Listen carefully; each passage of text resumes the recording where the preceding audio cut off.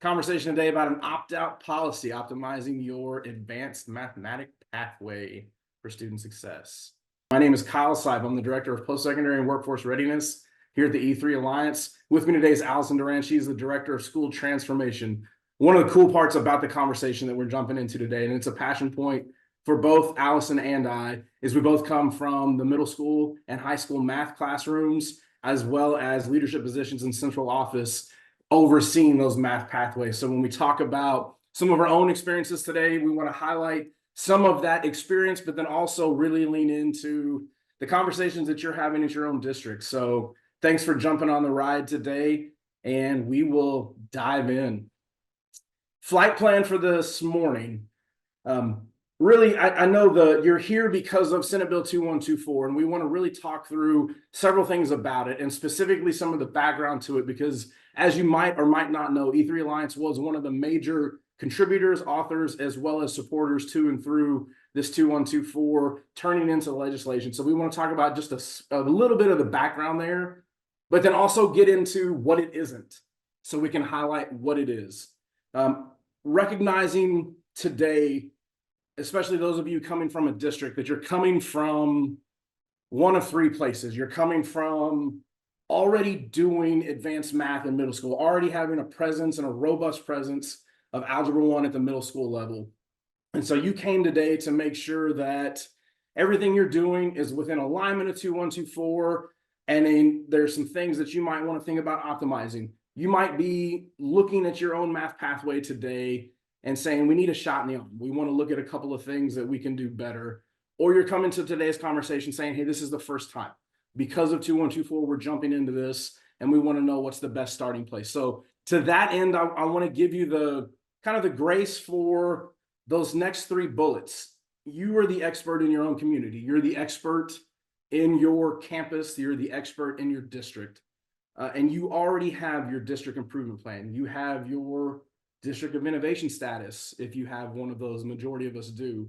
You're coming today to look at knowing your strengths. Where are your strengths? It may be in logistics, it may be in that curriculum and instruction planning, it may be in master scheduling, it may be in communication, but you're also coming today understanding what your greatest area need. And so one of the things I would encourage you, look for points of validation today. When we're talking about logistics, communications, and then we'll kind of touch on capacity building because that's a bigger piece down the road.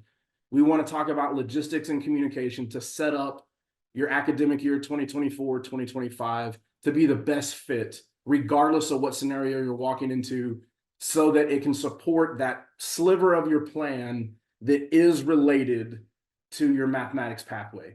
And specifically, we want to talk about some best practices and encourage some camaraderie, as well as some connections in and across districts, so that as you're looking at opportunities for support, opportunities for growth, you're doing so with a lens that you've got some critical friends in and around the state, and we hope that you see us as one of those opportunities for the conversation as well. Getting straight into it, and I know you guys can see my mouse. I'll move it out of the way there. I also want to recognize, I know you can see how many slides there are, so I won't even make the joke that there are 35 slides or 135 slides, whatever the case may be. I want you to understand the constraint, though, that we're going to talk through logistics planning, communication planning, and by no means is the next 55 minutes going to be the end of that conversation for you. And I want to recognize that we want to plant some seeds so that you have some focal points for following up. To that end, we definitely encourage questions. Put all of your questions that you've got today using that Q&A feature. Please do. We've got some staff, Lori Davis, on our team who's going to be there monitoring the Q&A, and we can make sure that you get all of those questions answered. Let me go ahead and get you the first question right away. Will we have a copy of these slides? Absolutely. So at the end of today's session, we'll give you the link so that you can download the slides, as well as some of the other assets that Allison and I are talking about. I do need to come clean on one question, though, because I told the group on Tuesday that you can't buy this tie anywhere, and that's just not true. You can buy it at the Bob Bullock Museum. That's where I bought it. So if you want to have a Texas tie and represent, please do. I encourage it. I would love to find a doppelganger out there in this exact same tie. It would be amazing. So that said, We are the E3 Alliance. We want to really roll into this opportunity to take 2124 and really that conversation around mathematics pathways and be the catalyst in that conversation for positive change, specifically around using data and collaboration to ensure that all students succeed. I bring out all students because one of the challenges that you're going to hear from me today is that Senate Bill 2124 is not a compliance bill. It's a best practice bill. So you're going to hear me say hundreds of times, hopefully, and if you watch the recording, it will be 200s and 300s of times, that the intention and the goal behind a math pathway that 2124 is helping to set up is to make sure that we are including all students who have demonstrated proficiency in mathematics into the right courseware, into that accelerated courseware, into that opportunity for Algebra 1 at the middle school level. So if you're in one of those groups where you're already thinking about, we have middle school algebra, we're doing this already, we want to make sure that everybody in your district, that it's not just an election option to get into my 6th grade accelerated or 6th grade honors or my 6th grade compacted, whatever nomenclature that you're using. We want to make sure that it includes all students who have shown the same levels of proficiency into that opportunity as the default, not just the hopeful election. So in getting into the background, some of the research that you'll even see on the TEA webinar and TEA resources comes from looking at the longitudinal math pipeline here in Texas, and specifically that what happens related to enrollment, persistence, and completion in higher education. So you're looking at 5 different strands here based on the highest level of math achievement from the class of 2016. The reason that we're using that too is because we needed that 6-year runway getting into that persistence and completion of those post-secondary degrees. With respect to high school graduation plans in Texas, we know that the majority of our students will take beyond Algebra 2. But if we look at the Algebra 2 default, what that's really saying is that 95% of our students who take Algebra 2 as that capstone math class will graduate high school, but then that cohort cuts to 41% who will actually enroll in higher ed in any capacity. That's a 2-year, a 4-year, a technical school, persist to that 2nd year, and ultimately only 18% will complete a credential from higher ed, a level 1 certificate, an associate degree, or bachelor degree. And the short frankness of it is that's just not enough. Our report card in Texas knows that we can do much better than that. In fact, look at that top navy bar, that navy line across the top, that of those students who complete a college-aligned math class, a dual credit, an IB and AP, they're just completing that class, earning the credit. We're not even talking about the college credit sitting for the exam. 72% will enroll in higher ed, and ultimately 59% complete a degree in any capacity, a level 1, an associate's, or even a bachelor degree within 6 years of high school graduation. That's huge. And I tell you that because this is the long-term scope. This is what we're seeing down the road in 2124 is to guarantee that students who have shown and demonstrated proficiency in mathematics are in that right pipeline ahead of time up here, because one of the common strands from these students in those college-aligned courses is they had the opportunity to take middle school algebra when it was presented to them. They took it, and therefore they were more likely than their peers to persist to a degree. That's huge because we know there are more students in Texas who fit that profile who just didn't take the course.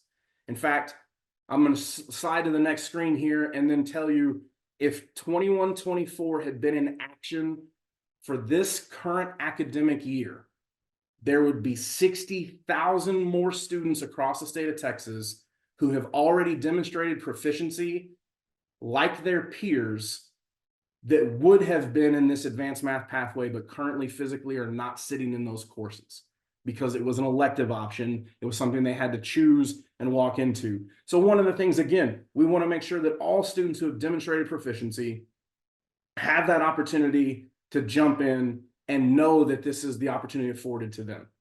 Another pathway, and this could be its own 50-minute webinar. And at the E3 Alliance, we did a study called the Pathways to Prosperity. And specifically, it was looking at 3 categories for students of our graduates.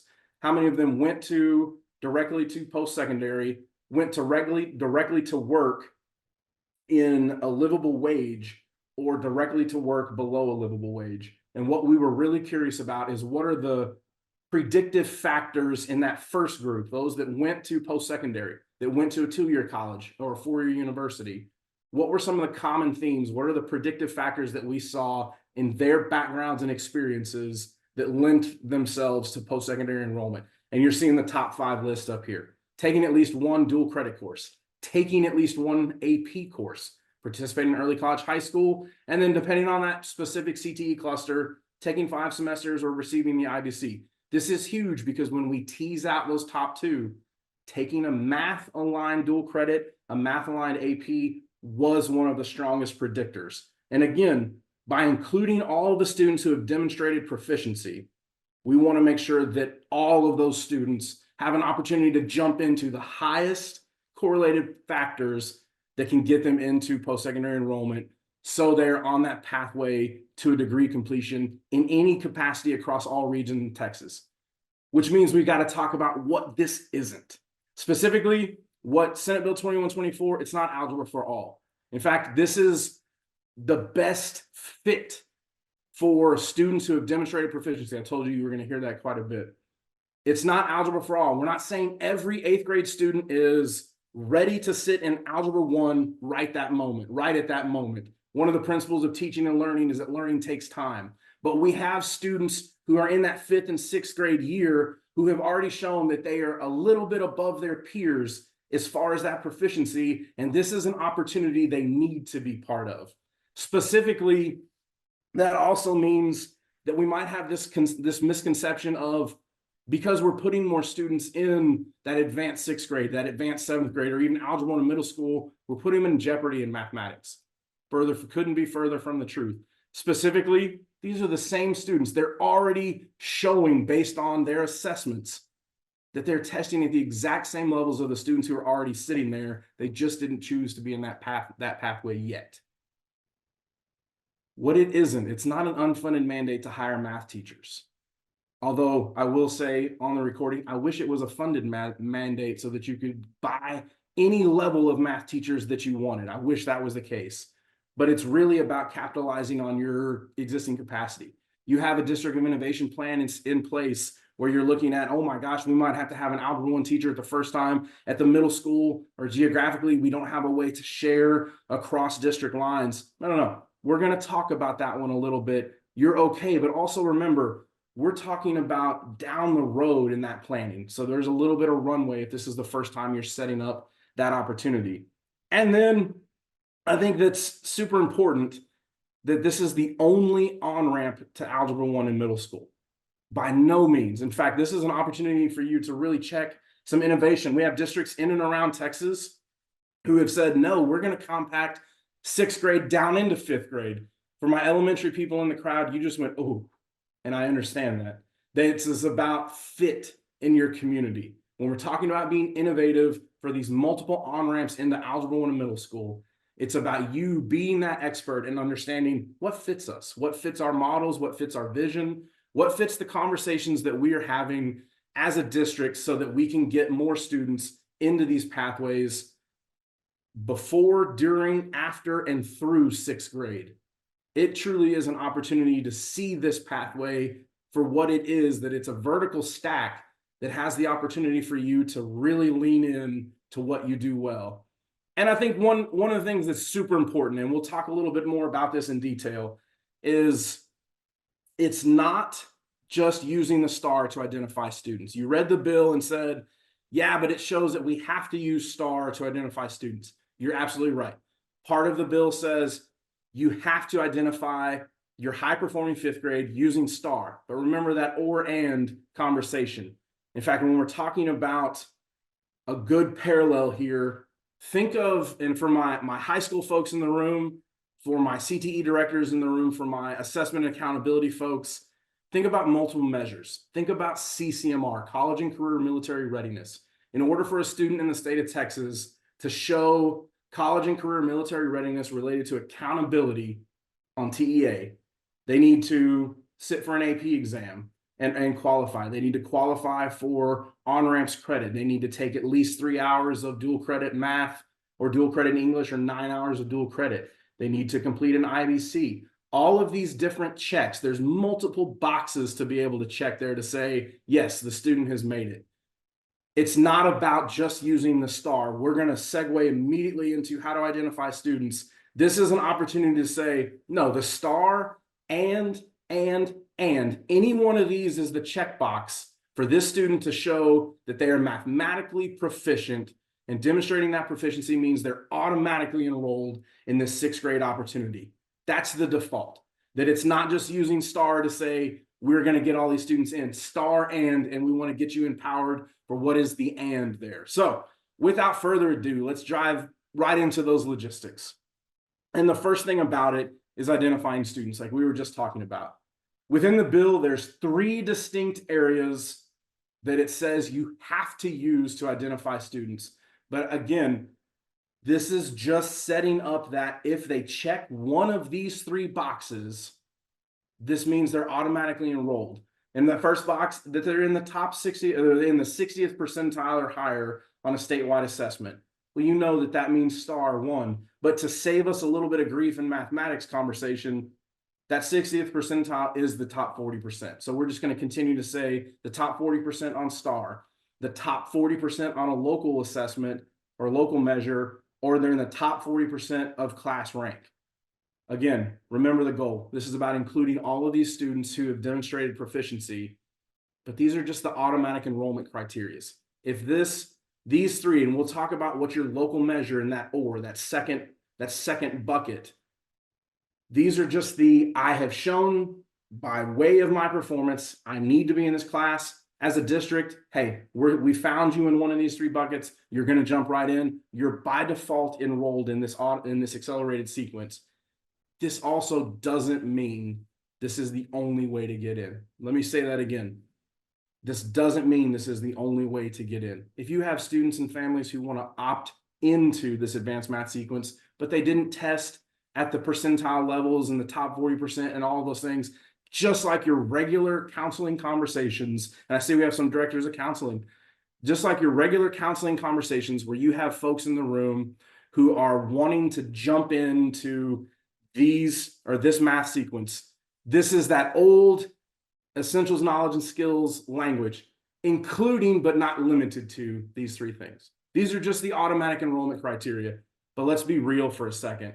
When we're being real about it, you don't rank your 5th graders. We know that. Everybody knows that. It's not a way that you currently do your 5th grade. So yes, that is a bucket you can use, but it's not the bucket that I think, or you think, that you're going to have to use a bunch of. In fact, when we're talking about multiple measure criteria, let's really lean into how we can establish that top 40% on a local measure. It doesn't just mean a test either. In fact, you can look at that local measure as many ways as you can. It's not just a singular test on a single day. The star is that measure. You have one of those already. You can use a portfolio as your local measure. You can use the unit assessments throughout the year. Some of you do curriculum-based assessments. Think about the data that you already have, specifically the data that you can use to identify that second strand on your local measure for the automatic enrollment criteria, but that data can also inform your kiddos who are still electing into this. So thinking about that, what do you have? What do you have already? We just talked about curriculum-based assessments. We talked about math portfolios. What other progress measures? Do you use benchmarks? Do you use the NWA map? In fact, in the TEA webinar, one of the recommendations and one of the correlations that Garland ISD found is that they use the MAP test in 5th grade to identify their students for advanced services in 6th grade. And it was quite literally, in a district that large, only about 10 students different than using the star. Because one of the things I know, the question is, if I have to use the star, will I have it in time? Ish. You're going to have it in time for that early summer part to then do some of the communication, but you can use other measures for that automatic enrollment criteria and then pick up some additional students however you see fit in that conversation. Let me give you some sage best practice advice here too. Because you have assessments that you already use in your district, because you have ways that you're already capable of identifying students. You don't have to pick the hardest one either. You don't have to select the one with the largest cliff so that we only have so many students pop in. In fact, the beauty of using local measures is it's an opportunity, again, for you to fit your local values and your local community missions and vision that you have, and how we see math as a culture in my district, how we see mathematics and specifically proficiency and talking about mathematics as a growth opportunity for the students in our district. So that said, again, remember, it is the top 40% on a statewide, or an automatic criteria in the top 40% of a local measure that you have the capability to already have in-house to look at. And I think that's one of the powerful things that we want to talk through today. So let's shift hats a little bit. After we've identified students, we're already doing this. We know that we have some compacted TEKS, and we'll look at a smattering mock-up of that here in a second. We know that we have to have curriculum instruction and assessment, that local assessment within the course for those things. We have to make sure we engage all of the students in all of the TEKS. If this is the first time that you're going down this math pathway, all that means is you've got to make sure that the students get instruction in 6th grade, 7th grade, and 8th grade TEKS within those first 2 years so they can engage in the Algebra 1 TEKS as an 8th grader. And just like any course, you have to ensure that whatever resources that you're picking, the Carnegie Math, the Connected Math Project, Amplify, TEKS resource system, that those instructional resources that you're saying provides instruction for all of those TEKS actually does, that your year at a glance and your instructional resources support students throughout, and you're using a formative and summative assessment plan that your teacher is using for ongoing support to say, hey, we've got to get a little bit better in this particular, function, families, etc. here. We won't nerd out on the math part, even though I really, really want to. And I think the 4th bullet is the most important. If you took nothing else out of today, I want you to take that mindset around mathematics is important, and content-focused mathematics professional learning and development is the secret sauce. In fact, we could stop the webinar right here, and I won't do this to Allison. We could stop the webinar right here, because what these 4 bullets all come together to show is the silver bullet in education. We already have the silver bullet to education. It's instruction. Quality instruction is the silver bullet for how our students thrive, learn, and continue to be successful through our courses because of our teachers. And that ongoing mathematics professional learning and development is the opportunity for our teachers to really lean in and sharpen their craft. So you already do these things. If this is where you're at, and this is what I wanted to encourage you, identifying students is the first logistics. Curriculum instruction assessment is that second logistics focal point. If one of those two is that's one of your strengths, you feel solid about it, and you don't want additional conversation about it, don't waste the coffee for it. But if you're like, hey, I want to talk about this a little bit more, by all means, reach out. Reach out to your ESCs. Reach out to peer districts who are doing this. Reach out to your list of 40 who are already doing this. Reach out to us at E3. We'd love to have a conversation with you about what you've identified as an area of need that we can support, because we know there are students out there who have already demonstrated proficiency and are wanting to jump into this pathway. They just don't know it yet. So as far as a mock-up of that actual pathway where we get into master scheduling conversations, one of the things that I think is super important here is talking about how we actually compact the math standards here, where we would teach all of our 6th grade math TEKS and then a smattering of our 7th grade TEKS that match up and stack neatly. Then we would teach the 7th grade math TEKS that were remaining in addition to those stacked 8th grade math TEKS, so that our students could engage in those Algebra 1 standards in middle school. You can see the juxtaposition of what it looks like. And again, that opportunity is really about that long-term runway where we're increasing the number and diversity of students who can engage actually in college-aligned math options, like a dual credit, like an AP, like an on-ramps, because they've already demonstrated proficiency, and we want to use that pathway to get there. This is also an opportunity that you can use this and say, I wonder how we can do this. Where there's districts like Fort Worth ISD who say, hey, there's another roundabout here in teal that 6th grade math can actually jump into that 7th grade math teak with all of the 8th grade teaks because there's additional planning we put in. And this is down the road if you see this as an option for you to ensure that those students receive all of the instruction. It could be a summer bridge. It could be a double block. In fact, that's one of the things that we'll talk about super quickly is what those options could actually look like to guarantee that your students all have access to those standards. But I think we also need to talk about the other effluent in the room, if you will. We need to talk about what are the STAR considerations. And this is one that I want to make super easy. If you watch the TEA webinar or you've gone through the accountability manual FAQ, bless you for going through that FAQ 1. 2, there's on question 12 in the FAQ, it talks about which STAR assessment the students would sit for based on that above. Let's demystify it real quick. Instead of reading that entire paragraph, which it's linked here, so when you get the PDF, please do read it. Hopefully you'll tell me that my interpretation of it with the students participating in the STAR is much easier to read than that actual 7-sentence paragraph. But saying it super simply, students participate in the STAR for the course that they have completed all of the TEKS during that academic year. Meaning, my students in 6th grade in this first time to do compacted, they take all of the 6th grade math standards and some of the 7th grade standards. They have not received all of the instruction in 7th grade. They sit for grade 6 STAR.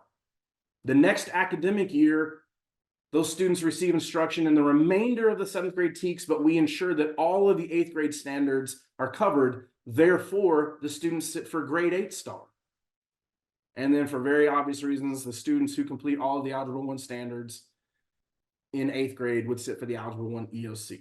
Again, that is just to give you that visual of what that looks like so that it's super easy and your district can have a very succinct conversation knowing full well, this is how we sit. There's no guess game when it comes time for that implementation. And I know many folks already know this. I just want to reiterate it to a point. If you're in that group that's thinking about this for the first time, it's not as bad as it could be. Because remember, in thinking about just your first year, it's just this 6th grade strand where those students in that top red bucket are taking the 6th grade STAR. The students in that bottom red bucket are also taking the 6th grade STAR. So there's not anything that we're doing. Think about your 24-25 academic year. And this is that, again, if you're starting this up for the first time, we're talking about some best practices. If you're a large district that's got multiple middle schools, multiple middle school math teachers, this might be a conversation in that second bullet where you're looking at, well, I wonder what would happen if we double blocked it. I wonder what would happen if we gave all of our students in 6th grade math the opportunity to have an extra 45 minutes a day to really lean into what we're doing in our 6th grade math standards and potentially sprinkle in 7th grade math standards and think about that end around for more students getting into 7th grade advanced math. But if you're a small district where you have a middle school math teacher, much like my background, and you've got a campus, or geographically you have long assignment bands, meaning I am the middle school math teacher who also teaches Algebra 1, Geometry, and Algebra 2 because that's the 6 periods a day that I'm scheduled for. You might look at split level class periods. Is that even an option in my schedule? Can I have an on-level 6th and an accelerated 6th? Can I do these things? Should I do these things? But also understand the capacity of your teacher. Because stacking, where we have all of these students in 6th grade in the same room, and we're segmenting out with grouping structures and Kagan strategies or whatever the case may be, is completely an option as well. Where your teacher understands that these two tables are actually doing the advanced session here. We're going to scaffold those lessons so it goes a little bit deeper to ensure that those 7th grade math standards are being done, and my instructional resource does that for me. And then I'm also have students in these two groups over here that are taking our on-level 6 because it allows me that opportunity for additional touch points and remediation. I want you to do what you feel is best. And again, remember, you're not doing this alone. In the long term, I want you to think about what your Algebra 1 might actually look like. Think about where you have your capacity for instructors right now. And I put a couple of the things that just to plant the seeds. You may use a summer bridge to do one of these additional on-ramps. That is by all means a thing that you can do. But you may need to think about how you can cultivate additional resources to make sure homogeneous groupings happen that my Algebra 1 students get the best service that they can. And I know, from the attendees, there's cohorts out there that already co-op this and do this well. There's models out there in Texas that do a fantastic job of co-opting services. I know that East Texas Advanced Academics Consortium, where they do an absolute great job at making sure that they can do inter-district opportunities to share those resources. If you're a multi-high school district, a multi-middle school district, you might even think about intra-district resources. You might think about what the geography allows for students to walk across the street to a high school, what it would feel for those students to actually put the high school jacket on a year early for what it looks like. Another thing I would just make sure to have the conversation on is, what's the capacity of our instructors that we need to ensure? If I have an instructor who I know is the lighthouse for this, if you've been around me longer than 10 seconds, you've heard me say this. Kids don't take courses, they take teachers. So in taking a teacher, it's all about putting the right lighthouse to our students so that they see themselves belonging in this pathway 1 and being successful in this pathway 2. And I think one of the most underutilized but most powerful strategies out there is looping, where we have the Hattie research that teacher efficacy is actually the greatest multiplier for student success, 100%, because kids take teachers. And they want to be safe in an adult's classroom that believes that we can work on this together in that grouping structure. So I planted a couple seeds. If this is an area of strength that you're getting into, or this is an area of need that you're getting into, either way, make sure that it fits your campus, it fits your vision, it fits what you guys see as your math pathway. Let me also give you some sage advice. Secondary sage advice here. If you are establishing this setup for the first time, think about your naming convention that you're planning on using, because the superintendent after you, the 3 counselors after you, the parents whose children are in kindergarten, the teachers who haven't even graduated and haven't become teachers yet, will be the people keeping this sequence alive and breathing their why into it, and needing to understand why this pathway and how this pathway, and make sure the naming convention fits. You might think about honors. You might think about compacted. You might think about accelerated. You might think about something simple as, this is the math course you're going to take for 6th grade.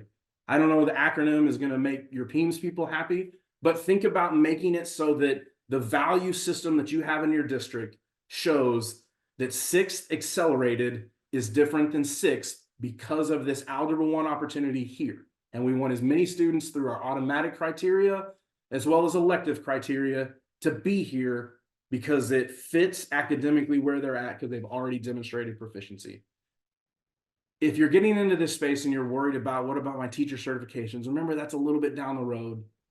I've linked the teacher assignment chart here as well.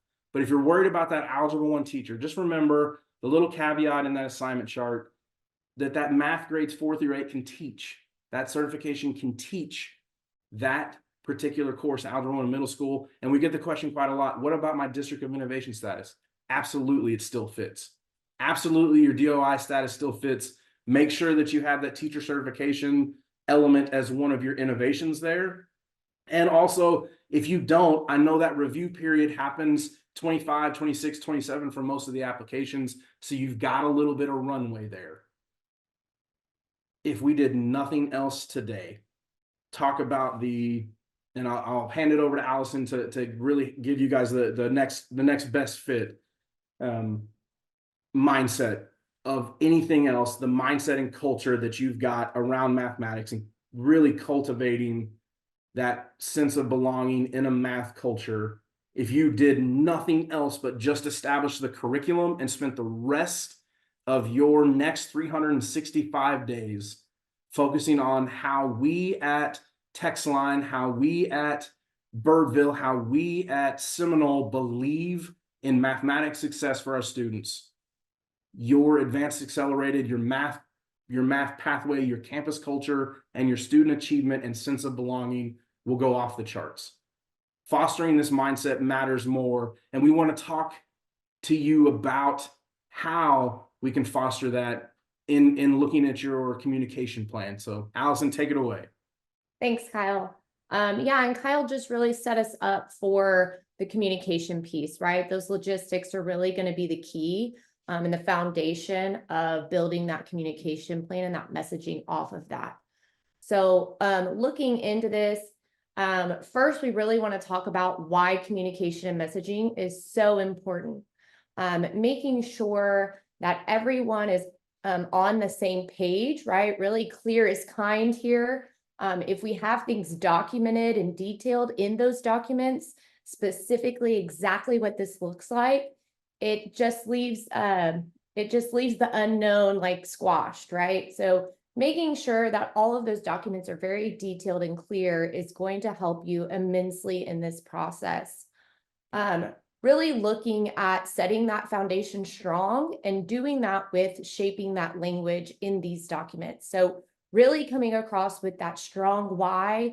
I know Kyle pointed this out earlier, but making sure that you have a strong why, that strong vision for your district, and why these pathways are so important, why this advanced math pathway is so important, like Kyle shared earlier in the data. And you'll have access to that data. So making sure that you clearly note those specific, criteria that they'll need in that high school readiness and that post-secondary success, and why those are so important and why this pathway is so important for that. But want to point out that students' mathematical journey as well. Why, there's different modes of ways that you can grab each student, right? So he, in the logistics, you kind of heard, let's put out as many buckets and let's reach that net out really far to get any student that shows that potential. And we cannot stress that enough. We want every student that shows the potential in math at any point in their journey, that they get that opportunity. So really having a way to provide that in your clear messaging.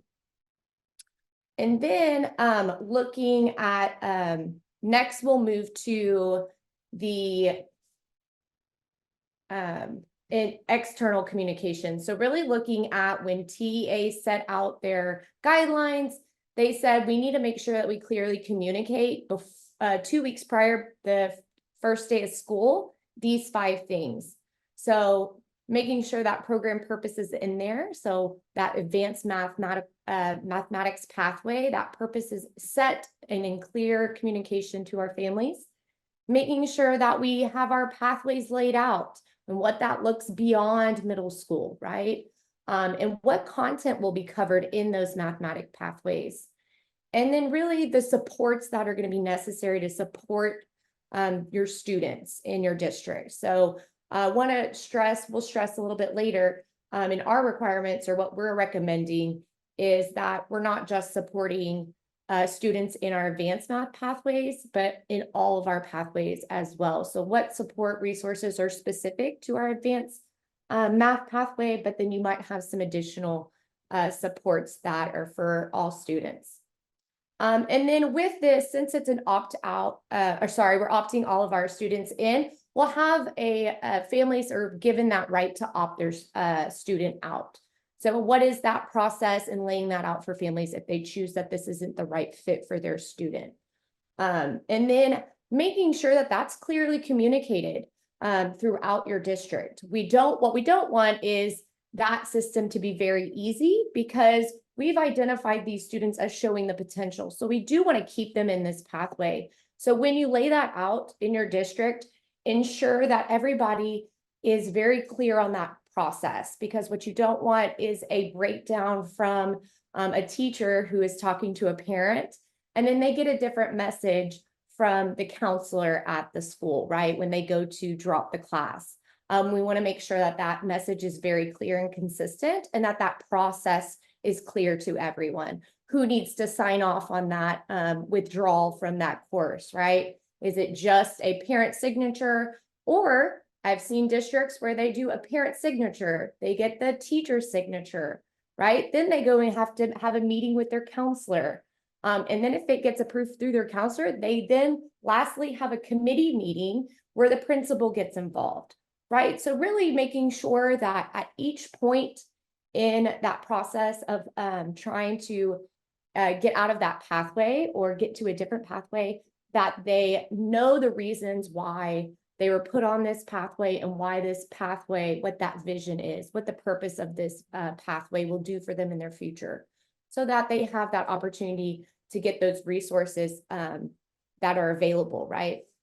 And here's a few of the things that we recommend as well. Additionally, making sure, like I said, that that value is added and ensure everyone knows the value added from that advanced math pathway. So the data that Kyle showed earlier, really leading to that post-secondary success.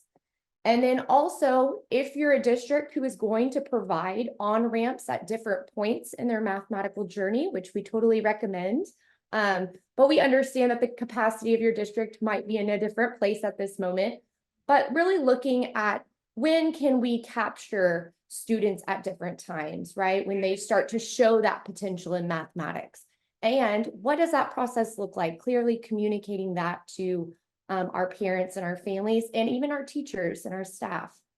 And then making sure that third bullet is super important, making sure that students and families and staff know the value of taking 4 years of math in high school. It is very critical to their post-secondary success, that 4 years in high school and not math, taking 4 years of math in high school. So being able to point that out clearly and clearly defining that in your documents. And then that last bullet, just going to put this on here. I know TEA has it in their recommendations, but we're going to have it, we added it here to make sure that you're not just pointing out those student supports and resources for just your advanced math pathways, but throughout their journey, right? Whatever pathway they're on, students should have access to supports and resources and know what those are. So definitely add that into your communication plan.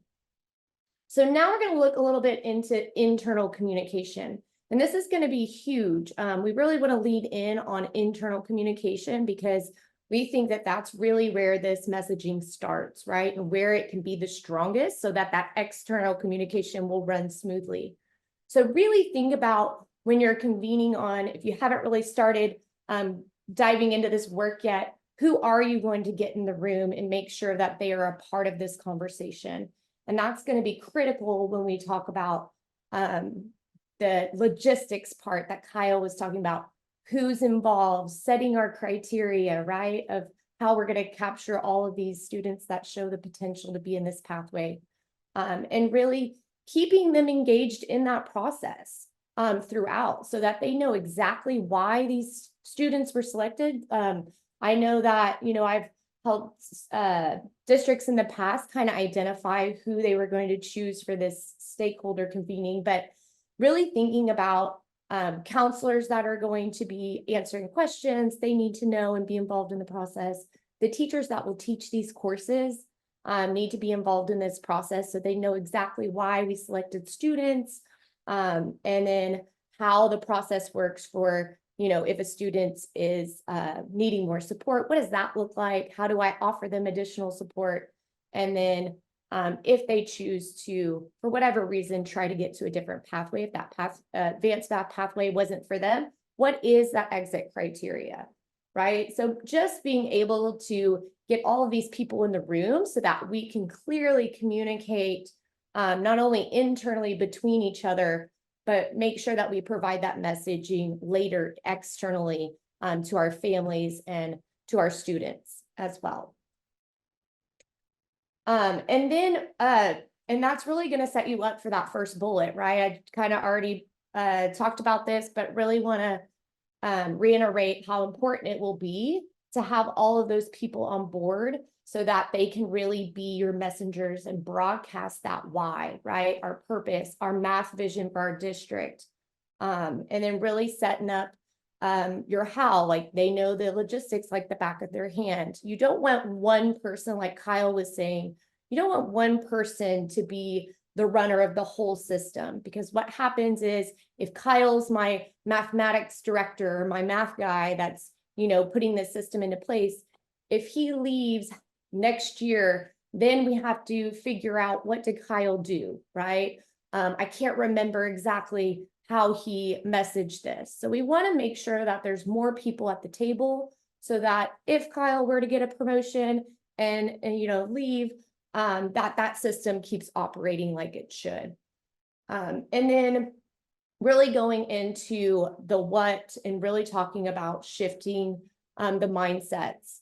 I know if you joined the TEA webinar last week, they talked a lot about mindsets and culture, and we are going to piggyback on that. I mean, definitely cannot stress enough that this communication and your documents are going to set the groundwork for messaging your growth mindset about your district and your mathematics program.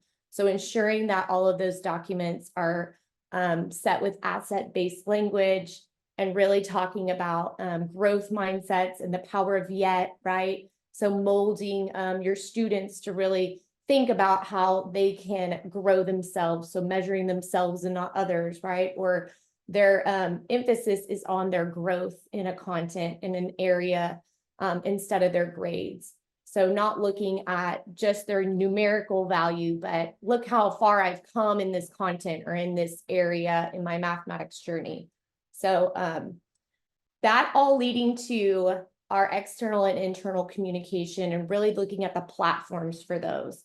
So you already do this externally and internally. We just wanted to kind of reiterate that externally, making sure that this is available in as many places as possible, so that once you get your message in stone and those documents, your policy and that sort of thing, and also your resources for parents and families, making sure that you're utilizing all of your external platforms. So your website, I know we've had people throw family nights to make sure that all families are on the same page about what this mathematics pathway is and how it's changing, if it is changing in your district.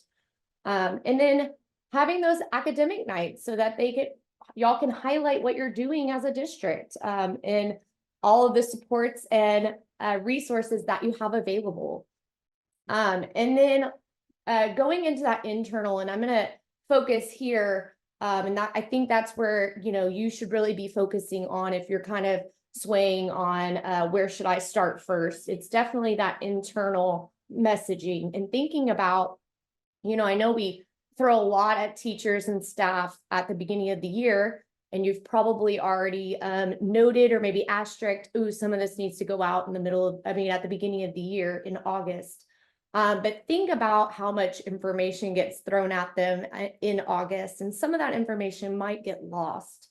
So really thinking about that ongoing learning, that ongoing messaging that you'll want to provide.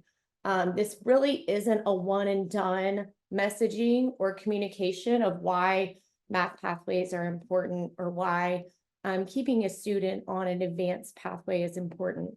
So thinking about, when are those math PLCs that I could go in and teach to those or talk to those math teachers, or when could we offer that vertical support in those PLCs, right? Or maybe it's a faculty meeting where everybody needs to hear the message. So just thinking about when is the right time to talk to what group of people, and keeping that message alive, and really having an opportunity for them to ask questions and get support.